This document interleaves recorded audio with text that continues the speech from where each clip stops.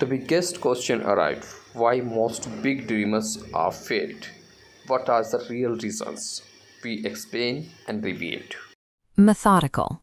You can see your future with total clarity, the career, the discipline, the achievement. But when you look at the gap between where you are and where you want to be, you feel frozen. The vision is massive, but your reality hasn't moved an inch. To bridge that gap, we are going to follow a specific protocol designed to bypass the mental friction that keeps you in the planning phase. We will dismantle the psychological blocks stopping you in the next 5 minutes. Before we begin, you need 2 physical tools, a pen and a piece of paper.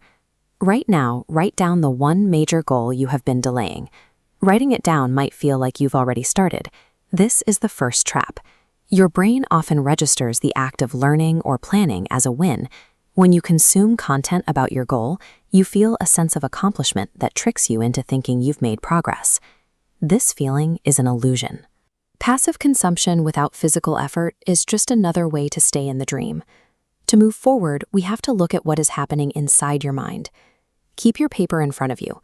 We are going to identify the exact mechanism your brain is using to keep you stationary. As you plan, your brain experiences reward substitution.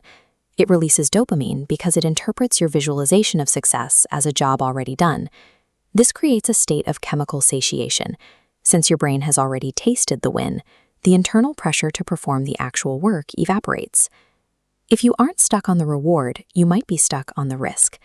Your mind keeps you in the planning phase because as long as you don't try, your dream remains perfect and untested. The fear of failure creates a protective barrier that prevents you from ever putting your self-image on the line. Other blocks include waiting for a feeling of readiness that never arrives, or the mental exhaustion that comes from overanalyzing every possible outcome before you even take step 1. Identify which of these is your primary barrier and write that number down on your paper. The difference between the person who dreams and the person who acts is a tolerance for the mundane. One is looking for the high of potential. The other accepts that the first steps are often slow and uncomfortable. To stop leaking the energy you need to act, you must starve the brain of the cheap satisfaction it gets from talking.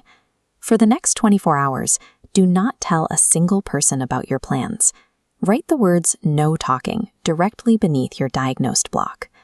Vocalizing your goal to others releases the pressure that is supposed to drive you. By staying silent, you force that energy back into the work itself. You might feel physically tired just thinking about your goal.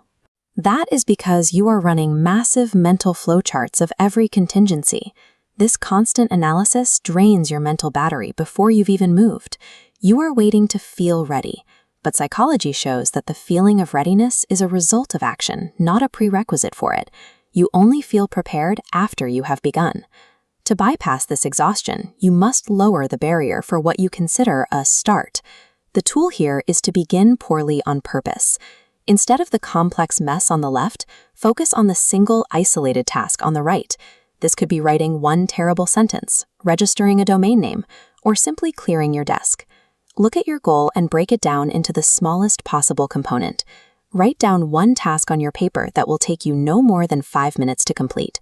Writing one bad paragraph today provides a physical foundation you can actually build on. A perfect plan for a tomorrow that never arrives leaves you with nothing.